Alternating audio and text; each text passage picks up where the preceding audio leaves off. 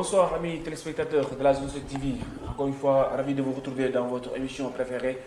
Il s'agit justement de Allo Zone 7. Allo Zone 7 à l'heure aujourd'hui d'accueillir encore une fois le mentor de la localité, mais aussi le leader de la localité. Il s'agit justement de Amadou Diong, coach basket club bu bi nga xam ne mooy Gorom 2. Donc moom lañ dalal tey ci li nga xam ne mooy sunu émission di Allo Zone 7 Amadou ñu ngi lay nuyu. waaw Alioune Badara ñu ngi lay fay bu baax a baax di leen ndokkeel aussi di leen nuyu di nuyu téléspectateurs yëpp de la commune de Bambilor au Sénégal de même à l'extérieur. naka yi tey. waaw ñuy sant bu baax. ñu bàyyi la juste nga présenté wu yow yaay kan ak fan nga dëkk ak ban mission ngay gérer fi nga xam mooy ci commune Bambilor. d'accord man maa ngi tudd Amadou Diong dëkk Gorom 2 di étudiant en sciences politiques en même temps de le président de l'académie Gorom 2 basket club. En même temps président d'une association étrangère dénommée MAT médecine ancestrale africaine thérapeutique. donc Amadou tey ñu war a waxtaanee ci point yu bari. bu ci mel ni li nga xam ne mooy actuellement seen camp de basket bi mais aussi préparatifs yi nga xam ne yéen a ngi koy waajal ci li nga xam ne benn tournoi boo xam ne ci yéen a ngi ci jëm. mais aussi état de terrain bi aussi mais tamit bëggoon naa balaa ñu dem fenn ñu wax ci li nga xam ne mooy actuellement mooy situation bi nga xam ne amoon na fi nga xam ne mooy seen terrain bi. lu ci mel ni interdiction bi nga xam ne defoon nañu ko fan ngeen mujjee ak loolu. waaw interdiction terrain bi comme niñ ko déggee woon rek. yàlla def na si jàmm ba saa yi ñu ngi reprendre suñuy activité normale. parce que problème la woon boo xamante ne sii nii li ko andi woon yëpp mooy équipe bu commune bi nga xamante ne sii nii. doon nañu entraîner si terrain Gorom 2. parce que depuis lors dañ doon entraîner problème amul ñu dem ba si biir ñu bëgg andi problème bëgg a toog suñu bopp yi te ñun loolu nanguwuñu ko. loolu moo tax. mënuñu leen woon bàyyi pour ñoom ñu kii ñu ne dañuy continuer carrément li nga xamante ne si ni loolu lañu bëgg si suñu kaw parce que terrain bi bu ñu wax terrain Gorom 2 la parce que ce terrain est dédié aux jeunes de Gorom 2 kon donc kenn waru leen fi ëpp part de responsabilité que ñeneen ñëw bëgg ko aakimoo loolu tamit moo waroon affaire ba bi maire bindee woon tamit arrêté ñun aussi on a réécrit notre lettre wax ko ne kat terrain bi équipe bu commune bi war na si mën a recevoir mais aussi war nañ ko mën a organiser de telle sorte que ku si nekk di nga entraîner te doo yàqal sa mais aussi kan moo jox médiation bi yéen en personne yéen a ko dox wala daf ngeen am koo xam te ne yéen ko jiitaloon ci li nga xam ne mooy liggéey boobu loolu. waaw maanaam comme ñoom administration la te mairie la aussi ñoom bi ñu bindee aussi ñun tamit dañu bind delloo leen xamal leen ne kat loolu ñu bind mënul nekk parce que terrain bi mënuñu ko tere jeunes yi pour ñu mën a seen activité si kaw loolu aussi.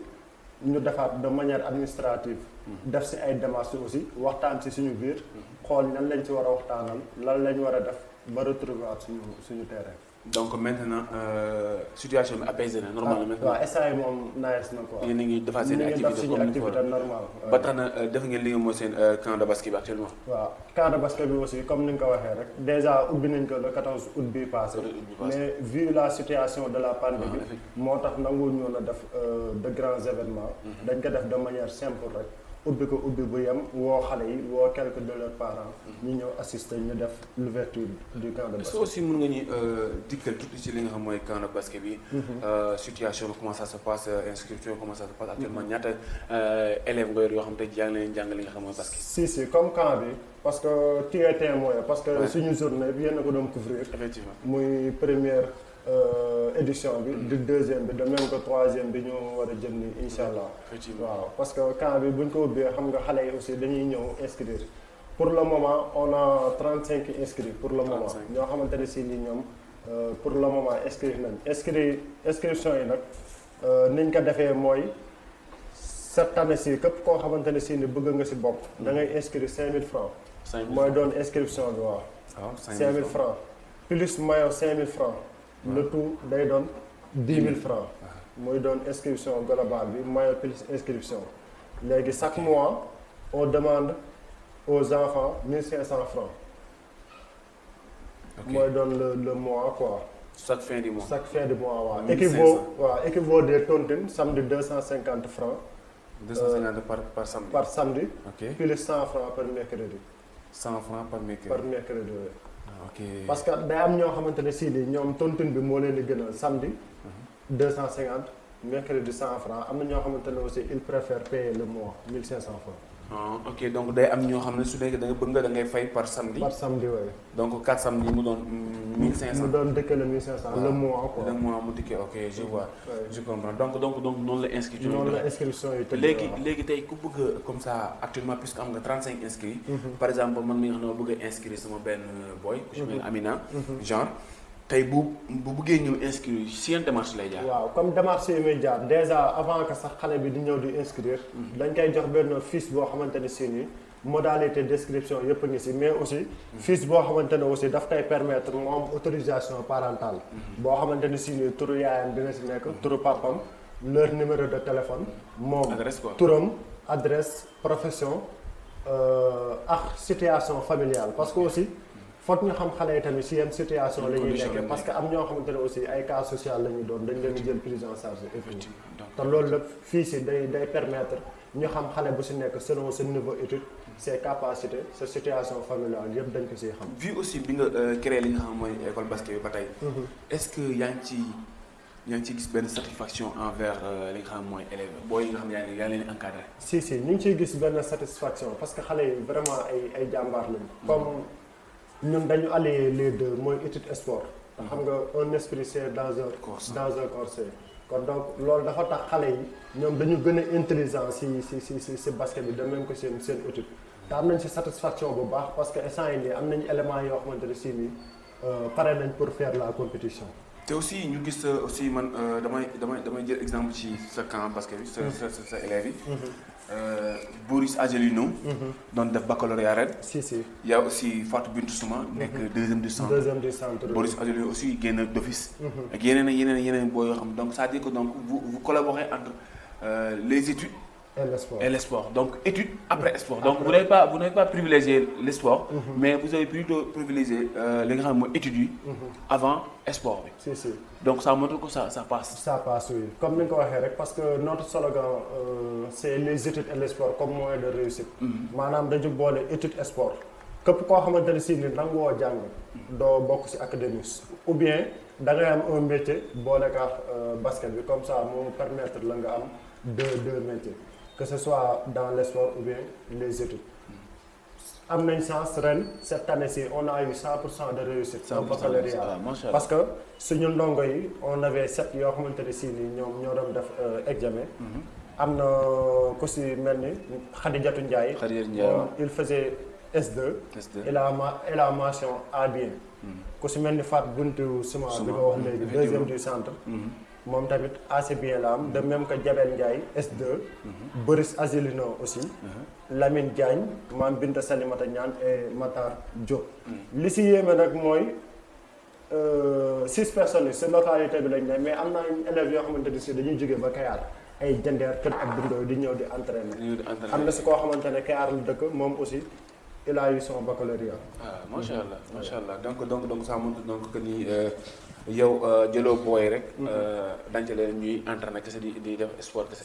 si. mais donc mu mel ni aussi am na benn tournoi boo xam ne yéen a koy wàcc li nga xam ne mooy damay bàyyi rek ñu dem seeti ji élément. Mame Marie Sy donc ñu dem seeti ji élément Mame Marie Sy bi bu ñu retourné sur le plateau ñu continuer ak mooy annoncé li nga xam ne mooy débat boobu noonu donc ñu dem seeti ji élément Mame Marie Sy te ñëwaat. Bonjour, Mame Marie Sy, internationale sénégalaise de basket. Je vous convie au tournoi La Passerelle de l'Espoir qui se déroulera à Hambourg, à Guéréo, du 11 au 12 septembre. Ensuite, du 18 au 19 septembre, à Ngorom 2, dans la commune de Bambilor. Venez nombreux pour la fête du basket. Merci beaucoup. Allez, de retour sur le plateau, ginnaaw bi ñu cette année l'international Mame Marie Sy vraiment mu joxe benn message bu fort. mais aussi di jox rendez-vous ñi nga xam ne ñooy amateur li nga xam ne amateur basket yi sport bi nga xam ne moo gën a nomb ci sport. ci sport yi waaw man je vous dis sport boobu moo gën a nomb ci sport vraiment damay am benn xamuñ koy wax benn naqar pour bi ma gisee à un moment donné tekki ma ci basket yi. vu aussi la situation ce qui m'est arrivé blessure donc. mu doon loo xam ne damay métti yu bëri mais donc ñu wax juste ci li nga xam ne moom Mame Marie Sy doon annoncé nii. muy tournoi parallèle yi nga xam ne mu war a am première partie bi war a am fi nga xam mooy diwaanu Mbour. deuxième partie yéen ñi ne ko war a accueillir. Donc est-ce que mën nga si dikkal bu gën a yaatu. si comme ni ngeen ko gisee rek si vidéo bi Mame Marie Sy vraiment mu doon une lionne boo xamante ne vraiment on l'adore beaucoup. te aussi ku ñuy jàppale la aussi si académie bu Gorom 2 basket club. parce que ba mu fa ñëwee gisoon nañ ko may nañu ay ballon may ñu ay dàll pour xale yi. te loolu geste la boo xamante ne si ne duñu ko fàtte ba abadan. xale yi aussi kontaan noonu si bu baax a baax ak seen parents yi. Mame Marie aussi yàlla def depuis lors aussi ñu garder le contact. On se comporte comme des frères et sœurs. dañuy déggante tout le temps que ce soit mu nekk Sénégal wala mu nekk extérieur. dañuy déggante lu bëri du ma ko nëbb dara si mbiru académie bi. moom aussi mu ñuy conseillé bu baax a baax di ñu jox xalaatam. di jël dooleem aussi di si def. ba lii tamit daal di am ñu décroché benn ONG boo xamante ne si ni mu ngi nekk France. ONG la boo xamante ne si ni ñoom.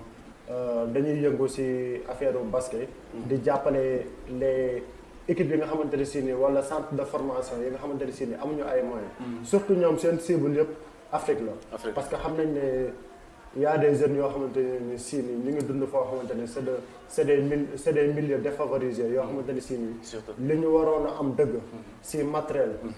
pour tàggat seen i xale amuñu ko ñoom aussi ñu venir ñu en aide ba nga xam pour ñëw venir en aide pays yi nga xamante ne si ni ils ont dans le besoin quoi loolu moo waral lii yëpp Mame Marie aussi biñ ci discuter comme que ñoom dañu tàmm pays bu ñuy dem dañuy xool international yi fa nekk que ce soit muy góor wala muy jigéen ñu jël si kenn koo xamante ne si ni moom mooy def vidéo lancement tournoi bi que ce soit bu fekkee Côte d'Ivoire lay doon ñu xool benn professionnel foofu noonu muy Mali muy Burkina mais c'est la première édition que ñuy organiser fii nii Sénégal waaw. Voilà donc balaa ñu sori. Donc da ñuy jox date de tournoi bi kañ la war a commencer aussi ak déroulement am nan lay demee. laataa ñuy dem seeti ji vidéo ki nga xam ne mooy le président de l'ONG monsieur Khalifa Konaté. Donc juste nga ñëw rek ci li nga xam ne mooy déroulement bi ak date yi. D'accord. L'ONG compte organiser ces tournois selon première kii bi tournoi bi ñu ngi koy amal fële Mbour. Le 11 ak le 12 septembre incha allah. du 11 au 12. waaw du 11 au 12 septembre. Mbour la ñuy njëkk ubbee. après ñu soog a ñëw Gorom la semaine qui suit. Le 18 et le 19 septembre. septembre à Gorom 2 incha allah. Donc mu mel ni yéen a ngi koy pare. ñu ngi koy préparé bu baax donc sur ce dañuy dem juste. seetaan nañu vidéo ki nga xam ne mooy le président de l'ONG di monsieur Khalifa Konaté vidéo bi nga xam ne dañu lancement pour annoncer li nga xam ne mooy camp de basket boobu noonu bu mu war a am benn bi war a am fi nga xam ne mooy diwaanu Mbour. beneen boo xam ne ñu ko war a akki ñun waa Gorom 2 ñu dem ci vidéo te ñëwaat. Bonjour, je suis M. Konaté Khalifa, président de la passerelle de l'Espoir, président du BCV Vidéo-sur-Marne, entraîneur des U11 BCV.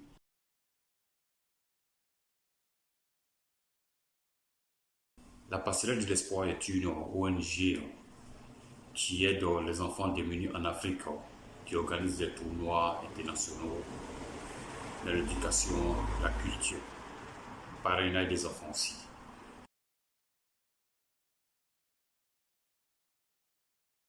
Je trouve que c'est un monsieur sérieux, sincère et ambitieux.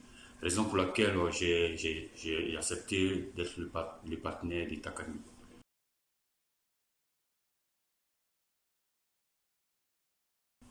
Mon projet cette année, c'est d'organiser les tournois en Côte d'Ivoire du 25 au 29 à Grand Bassam.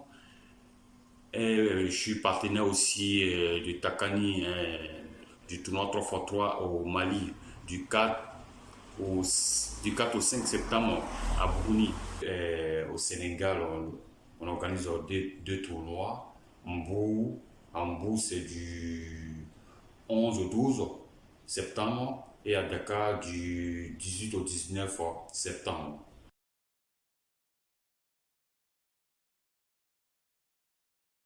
J'invite toute la population de Grand Bassam, la population de Boukouni, la population du Mbou et de Gorom 2 à venir nous soutenir massivement. Je remercie Takani de me faire confiance.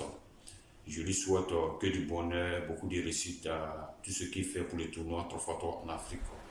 voilà de retour mu ngi noonu donc gis ngeen ko comme ni nga ko annoncé ci li nga xam ni mooy vidéo boobu noonu di monsieur Kanouté. Khalifa waaw Khalifa Konaté ataguma président de l'ONG la passerelle de l'espoir. voilà donc mu ngi noonu donc muy joxewaat rendez-vous gars yi rek ni carrément c'est une chose boo xam vraiment que dañ koy pérenniser aussi que dañ koy xel di def du doon du doon benn at bi kese la doon. Khalifa ñëw ci li nga xam mooy point yu am solo. donc tey yow étant li nga xam mooy porteur de voix tey doon étant aussi le coach de l'académie basket club bu Gorom de yow te lan ban éclaircissement nga ci mën a indi tey. si comme éclaircissement bi nga xamante ne si ni war naa ko seen parce que tournoi bi buñ koy def dañuy invité suñu yeneen coach yi. ku si mel ni coach Alpha Lay bu Bambilor. effectivement coach Payoussou. ñoom dinañ leen invité incha allah si tournoi bi muy Bambilor basket académie. de même que nos collègues frères aussi. Sangalkam ñoom tamit dañ leen di invité. Sangalkam basket club parce que tournoi bi si petite catégorie lay doon. du doon grande catégorie mais petite catégorie. ça va démarrer en minime garçon. pépinière bi quoi minime garçon minime fille. cadet et cadette. tournoi petite catégorie lay doon quoi. il y aura 4 équipes. incha allah. donc yéen nan ngeen di préparer affaire bi. préparatifs yi actuellement. yéen ci nekk. ci waajal li nga xam mooy 48 heures yooyu. d'accord comme préparatif bi. d'abord kuy def tournoi war a recevoir ay gan. il va falloir que aussi nga am soutien. parce que aussi ñoom bu ñu ñëwee dañ leen di dalal. parce que côté restauration muy sécurité muy logement yooyu yëpp dañ ci war a bàyyi xel. parce que aussi waa Mbour ñoom dañ leen di invité bu dee côté Bambilor ak Sangalkam ñoom si localité bi la ñu nekk.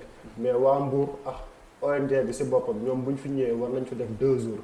kon donc 2 jours yooyu aussi ils seront logés et nourris. c'est pour cela que aussi foofu tamit il va falloir que ñu def ay soutien yoo xamante ne si ni bonne volonté yi personnes ressources yi autorités étatiques yi ñoom aussi fekk ñu jàpp si parce que du loo xamante ne lu ndaw la. parce que ay nit aussi boo leen dalalee dañ leen xool. geesu leen di leen nemmeeku. xool ndax ñoom ñu ngi lekk ñu ngi tëdd fu baax ak yooyu. mais est-ce que sur tamit interpellé ngeen ki nga xam ne mooy njiit bi ki di l'honorable député maire que je salue de passage monsieur Ngagne Diop. tey si suba laa dugal courrier bi à la mairie. courrier d'information demande soutien pour informer waale ko parce que tout a été écrit dans une lettre. pour yëgal ko li nga xamante ne si nii dina am au mois de septembre ak suñu ONG bi. si kaw loolu aussi du doy mais dañuy demaat këram incha allah suba wala après demain rencontrer ko wax ko kii bi tournoi bi incha allah parce que ñun lépp lu ñuy def rek dañ koy yëgal que ce soit par voie administrative. wala par voie orale aussi en face dañuy dem rencontrer ko wax ko li nga xamante ni si ni soxla nañ ko. léegi club bi moom actuellement lan lay pare actuellement. club bi déjà li muy pare mën naa xam ne li ñuy pare bëri na mais li ñuy gën a yokk a pare instant yii nii mooy tournoi bi ñu jëm parce que dafa doon loo xamante ni si ni du lu ndaw parce que première fois ñuy soog a accueillir benn ONG boo xamante ne si qui nous est totalement étrangère boo xamante ne si ni war nañ ko recevoir Gorom Doy. donc aussi kon sa catégorie yi nga xam ne tey yor nga ko yow am nga si ñoom yaakaar quoi. waaw catégorie am na si ñoom Mouhamed Badji Mouhamed lu ndaw li. comment dirais-je Mouhamed Anne de même que Julien Parfait Lobbo ñoom déjà seen catégorie bi dañ leen sauté parce que ñoom ay benjamin lañ mais dañuy démarrer minime parce que booy xool basket pipi la commencé mooy pépinière bu ndaw bi ñu dem après benjamin minime cadet junior senior mais nag fi ñuy démarrer mooy doon minime bi ak cadet donc actuellement yaa ngi teg booy lu tar. waaw saa yi ñu leen teg lu tax avant may ñëw nii rek xaw naa leen rey avant may def si émission 15h 17h bi. donc du yomb parce que basket moom yaakaar naa la basket mooy sport bi gën a noble ci sport mais mooy sport bi gën a métti benn jour dama ciy werante benn waay. ak Kaolack ma ne ko basket moo gën a métti ci sport yi. mu ne ma non yow xamoo li nga wax moom jour la quoi. si mu ne ma non xamoo li nga football moo gën ma ne ko yow basket da ngay gis basket kan mooy noppalu. waaw. basket amul ko noppalu parce que déjà bu dee basket bu dee football au moins gardien mën na taxaw di noppalu. si latéral mën na taxaw di axe mën na taxaw di noppalu mais basket. kenn ku doxul rek. lépp a yàqu. tactiquement physiquement moom da ngay pare moom. explique ma naroon dugalaa ci terrain rek may rek. moo tax l'autre jour xaw nga ma rey. si noonu la defee nag. ay ñoom Boris gars yi ma cross ay turuñu ray ma booy moom dañ tàng quoi macha allah. mooy la ba tey aussi dañuy continuer ba tey ci li nga xam ne mooy ci cadre boobu ba tey cadre bi nga xam mooy mooy soutien yi. aussi am na yenn collaboration yoo xam ne Ama Demba gis nañ ko. si le coach de l' académie basket club bu Gorom 2. donc ñu gis nga xam yeneen collaboration ak yeneen ONG. kan moo la yombaloon loolu. wala liggéey la boo xam yaa ko defal sa bopp. si maanaam dañ ne tout devient difficile te nit loo nekk rek.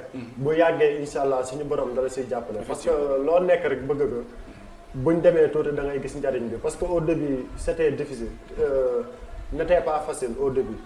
parce que yombul woon dañ doon jànkoonteel ay difficultés. yu énorme sax mais au fur et à mesure ñuy dem yàlla dañu boole ay nit parce que lii lépp. nit moo ñu ko may ay relation ñoo xamante ne si ni ñu ngi ñuy bàyyi xel kooku du ma tudd turam damay bàyyi ba si kanam incha allah moom moo ñu mettre en rapport avec ONG bi mu doon kilifa goo xamante ne si ni kilifa gu baax la dëkk si commune bi parce que nit ñi aussi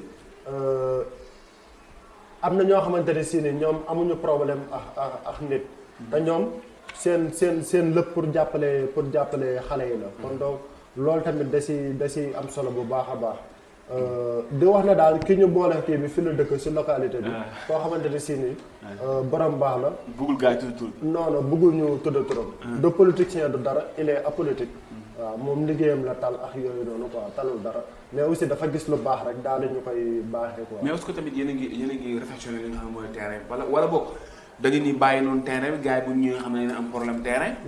wala da ngeen di réflexionné. waaw côté terrain bi déjà parce que aussi xam nga. ay nit moom boo leen waree dal cadre bi dafa war a normal. waaw parce que lépp luñ soxla rek war na si mën a am. parce que loolu boo gisee maa ngi koy joytu avant suñu dernière suñu dernière émission yi passé maa ngi doon wax ne foyer bi soxla na ay toilettes soxla na robinet soxla na defaraat. pourtant ba ma koy jooytu lii laa gisoon moo tax xamoon naa ne tôt ou tard dinañu ami ñoo xamante ne si ni dinañu gane si te ñoom aussi fi ñu leen war a teg dafa war a normal xam nga tey le foyer des jeunes de Gorom 2 mënuñu fa héberger kenn donc dañuy chercher beneen lieu mais pas di leen jéem a loger foofu noonu si foyer bi boo gisee ñu doon jooytu loolu lépp xamoon nañ ne lii moo tax quoi. mais depuis boobu tey est-ce que am na amélioration bu ci am. depuis boobu ba léegi à part salle bi nga xamante ne si ni waa taekwondo yi def nañ ko pour utiliser kii bi foyer des jeunes bi. à part loolu amaatul dara parce que toilettes yi soxla woon ak robinet bi. amuñu si dara ba léegi nii. te ñun xam nga on va avec nos maigres moyens amaguñu appui kenn yenn appui maire bi pour mën a def dara boobu ba léegi nii ñun dañuy dem ak suñu yoonu bopp. donc mu mel ni émission bi léegi mu jeex donc juste rek ñu bàyyi la nga renoncer waat encore une fois ci li nga xam mooy tournoi bi. si comme tournoi bi déjà ñu ngi woo ñëpp surtout les bonnes volontés suñuy parrains les bonnes volontés et les personnes ressources. de même que les autorités étatiques. mais aussi presse bi aussi. suñu premier partenaire Zone 7 TV vraiment. voilà ñoom aussi dañ leen di jaajëfal bu baax a baax. c'est signé quoi. waaw c'est signé oui loolu moom dafa leer quoi. waaw di leen si woo en première parce que côté kii bi nu mu tuddati média bi dina si am solo bu baax a baax. pour booster affaire bi. effectivement que nit ñi gën a xam ne kat incha allah mois de septembre war nañ amal ay tournois yu am solo. waaw bu weesoo loolu di woo presse bi yëpp. di woo. autorité étatique yi personne ressources yi bonne volonté yi ku si nekk duñu toog fii rek si télé bi wax la ne soxla nañ sa jàppale mais dinañ dem ba si yow insha allah wax la lépp loo ñu mën a genre ñoom libaas ba ay Sam Gueye voilà ñoom Sam Gueye pourquoi pas même ay Malick Lobo borom Maire Ngagne Diop borom déen ay Omar Gueye Junior voilà bàyyiwuñu kenn Djibril Diong Modou Sall Diop ñëpp la ñuy woo parce que ñoom ñëpp si commune bi lañ nekk te ñoom Diagne Cissé Ba aussi. voilà Cissé Ba aussi ñoom tamit incha allah ku si nekk dinañ dem. ak aussi le candidat de Pastef Amadou Rougui. Amadou Rougui Sow. Ousmane Rougui Sow voilà. incha allah ñoom ñëpp dinañ dem si ñoom ku si nekk ñu sollicité la loolu ñu mën a jàppale. parce que loolu bu ñu jàpp ne Gorom 2 kese la mais Gorom 2 académie basket club du waa Gorom kese ñoo fay entraîné. booy xool ña fay entraîné dëkk Gorom ñu néew lañ bu ñu matee 10 personnes.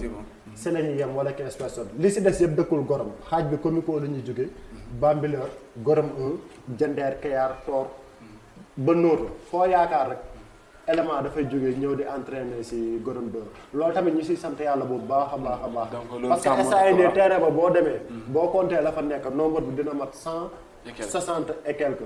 te deuxième heure bi ñëwagul mooy cadet bi ak cadet bi. donc on se le rappelle donc rendez-vous du 11 au 12 à Mbour Guéréo. voilà du 18 au 19 ici à Gorom 2.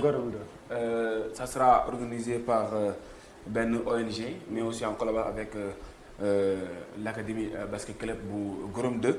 aussi la zone 7TV sera au cœur de l'événement et nous vous promettons que dinañ leen am jox live and daal lépp la ngeen soxla ci événement bi du début à la fin maanaam les 48 yëpp da ngeen ko am ci li nga xam mooy sur la zone de la télévision des quartiers à la complicité de la régie mais aussi des gosses qui sont là dynamique aussi ambitieux aussi juste rek ñu bàyyi la laata ngay tàggatoo au moins mot de la fin ak émission bi aussi tamit ak li nga xam ne mooy sa booy yi nga xam tey ci nii yaa ngi leen doon formé tey ñenn ci am si bac ñi am BFEM ñi am entrée en sixième genre ñu bàyyi la juste nga lancé benn message. D'abord damay remercier ñi nga xamante ne si nii ñoom cette année ci ils ont eu le bac. ñi nga xamante ne sànq tudd naa leen fi si côté baccalauréat bi de même que aussi côté BFEM bi ku si mel ni Mbayam Ndiaye Ndeye Fatou Ndiaye Adja Daara Diop Abdoulaye Mayine Sidibé Aline Diop Thilor Ndoye Mohamed Pape Djibril Fall et Ndoye Gaye ñii aussi ñoom dañu am BFEM de même que ñi nga xamante ne aussi am nañ le CFA ku si mel ni Antoine Junior Ndeki ay Ndeye Astou Yaate ñoom ñëpp ñu ngi leen di féliciter bu baax a baax a baax parce que ay xale lañ aussi te dañu bëgg sport trop mais ni ñu bëggee sport bi noonu lañu bëggee jàng kon donc ñu ngi leen di ñaanal ñu sori si bu baax a baax a baax waaw di leen remercier bu baax a baax si émission bi de même que Zone 7 TV bi nga xam ne suñu partenaire la effectivement aussi di lancer waat appel aussi si bonne volonté autorités yi ñu geesuñu bu baax a baax a baax parce que dina si am solo parce que li ñuy former si xale fële c'est dafa bëri trop te moyens yi bu réunir rek du yomb quoi di nga xamante ne si ni soxla nañ ko si matériel ay côté ballon polo dossard maillot pour jouer loolu lépp soxla nañ ko incha allah képp ku ñu si jàppale rek dina baax trop ñu ngi siy woo ñëpp. donc mu ngi noonu donc Amadou Demba Diong coach basket club académie basket club bu Gorom 2 réitère sa confiance envers la zone 7 TV la télévision des quartiers qui est actuellement au top aussi qui est actuellement en train de persévérer dans ce milieu malgré les moyens néfastes mais aussi di ko remercier encore une fois Amadou Demba yaakaar naa ne ça n'est pas du tout facile pour ñu am émission vu aussi la situation vu que tamit que ni actuellement da nga jublu ci loo xam vraiment lu am important loo xam tey ji day jouer ci li nga xam ne mooy sa carrière là-dessus donc de par ma voix donc la zone 7 vous remercie infiniment donc di jox gars yi di daje rek beneen altine fii à la zone 7 de suñu bàyyi dernier mot waaw Mamari si ñu ngi lay remercier bu baax a baax di ñaanal aussi ñi nga xamante ne si ñàkk nañ seen bakken si mbas mi ñaan yàlla fañ jëm gënal leen fii ñu jógee ak ñi jiitu ñëpp ñu tawat aussi yàlla yëkkati leen di ñaanal ñëpp jàmm. Voilà sur ce je m'avais juste remercier ma famille depuis Diamniadio il s'agit justement de grand-père Mamadou